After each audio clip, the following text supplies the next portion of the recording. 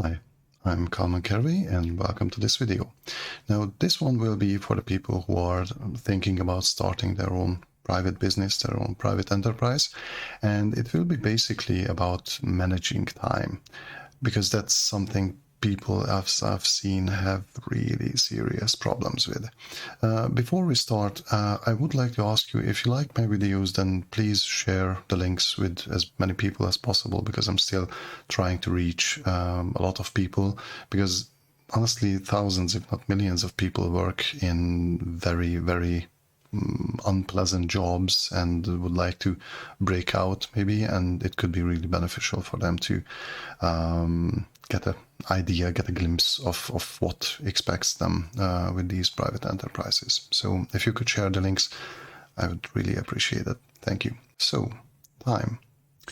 What to do with it and how to get clear about it, basically. Now, regarding starting a private business, before you actually jump into it, you have to be very, very, very clear about which tasks of your activity take what amount of time, how long certain steps, certain tasks, certain processes take. Because if you don't have a clear picture about that, you are going to have a very, very bad time with this whole thing. So the first thing that you should do is whatever you're doing, like you're drawing, you're editing videos, you're doing accounting or whatever, sit down, start a clock, start doing whatever task you need to do, and when you're finished, stop the clock.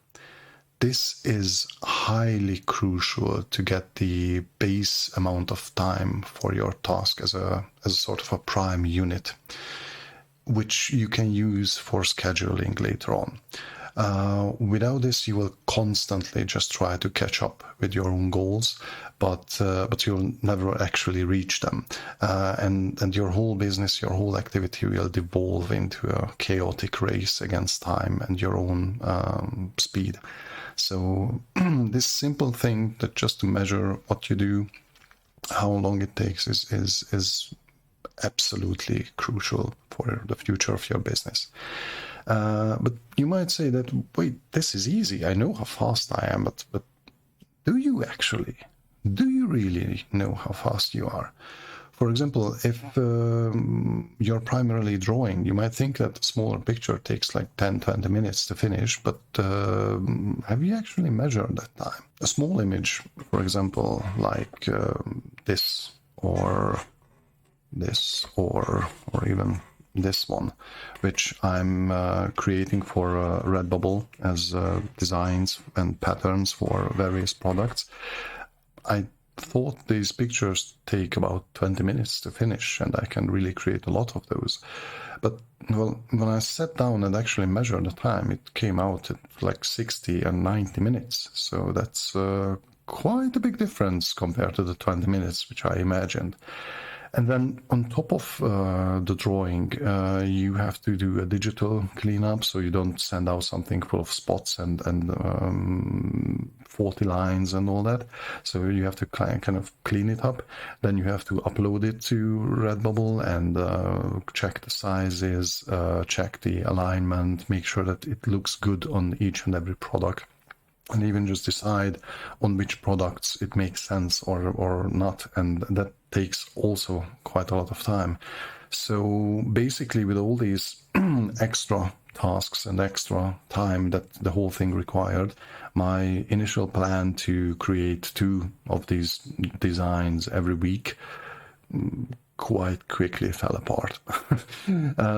So yeah, I had to face the fact that I will not be that design machine I wanted to be in the beginning, because I would just run out of time. Now, when you're scheduling, when you have your base amount of time unit for your activities and your scheduling, always give an extra bit of time to it, because you always have to calculate with errors, with flaws, with whatever issues come up, technical issues or anything like that. So, for example, something takes an hour, just give an extra half an hour to it. If something takes 2 hours, then maybe calculate with an extra hour or so, because half an hour, 1 hour is sort of leeway is usually quite enough to deal with the issue and keep going. And this way, one of these issues that come up will not mess up your entire system that you created for this, your entire schedule. So that's also something that you should calculate with.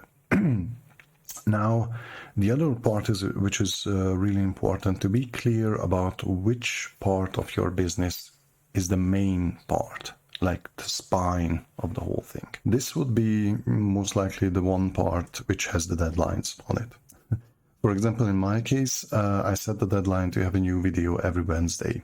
So that's the main part, although I'm doing drawing and whatever other things, I still want to focus on creating a new video for every Wednesday.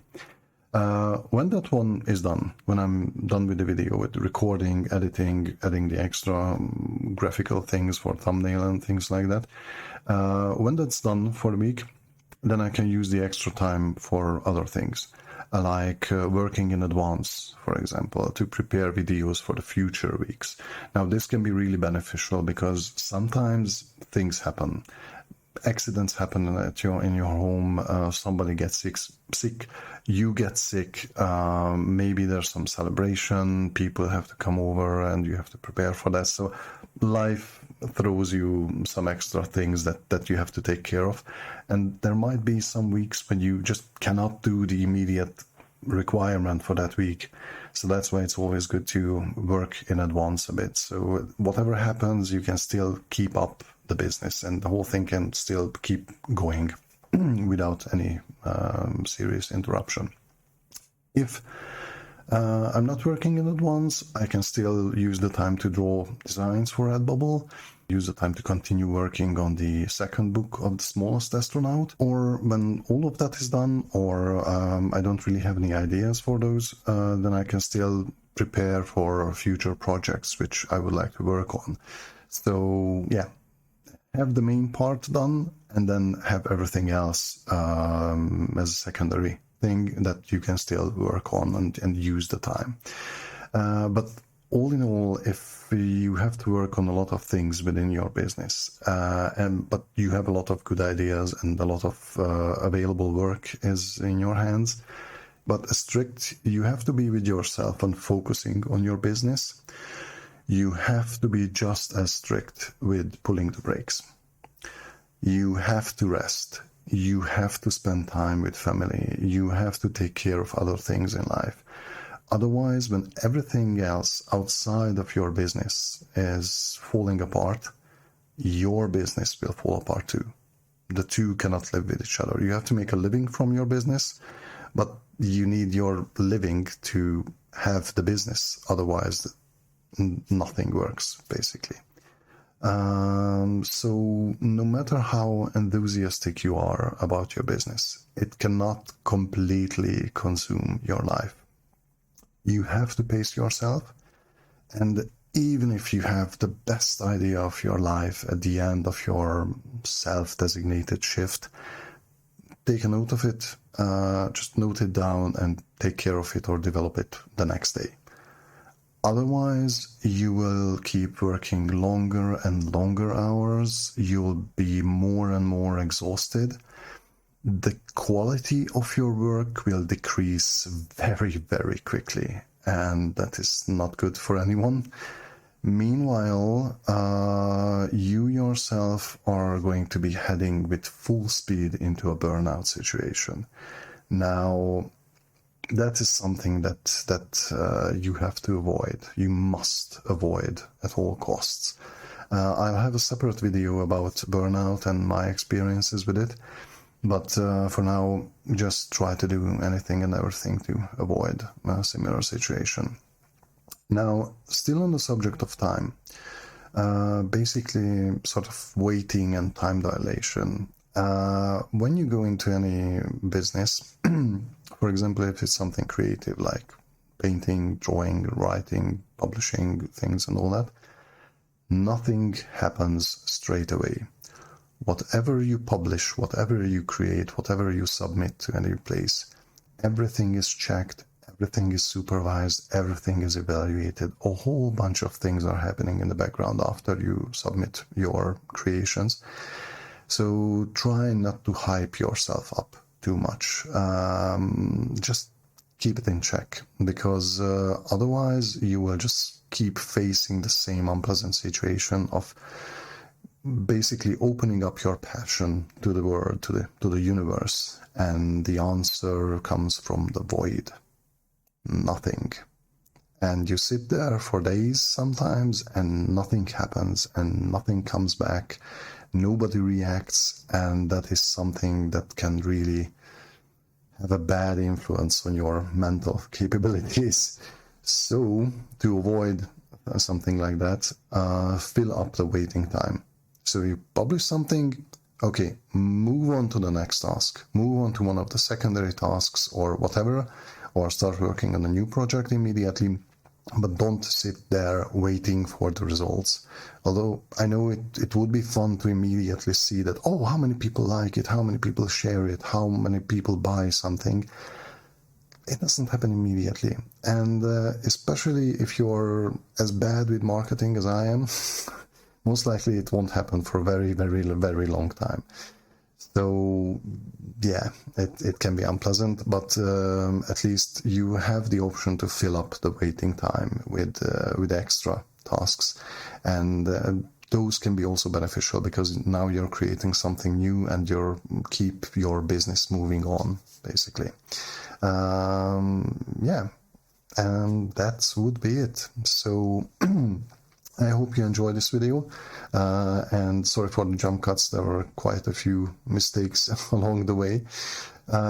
Basically, if you like this one, then likes are highly appreciated. If you would like to see more of these videos, then please subscribe, and that helps a lot.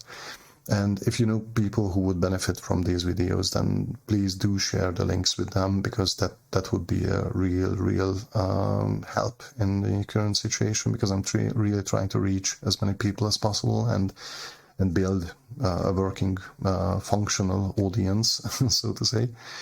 And if you'd wish to support my activities, you can do that via Patreon, where I'm sharing exclusive contents and early access to such videos. And also you could check out or buy any of the products with my designs on Redbubble, or a copy or two or 20 or 100 copies, whatever your budget is, from the Adventures of the Smallest Astronaut Book 1, and available on all regions of Amazon. So that would be it for today. Thank you for your time. Bye.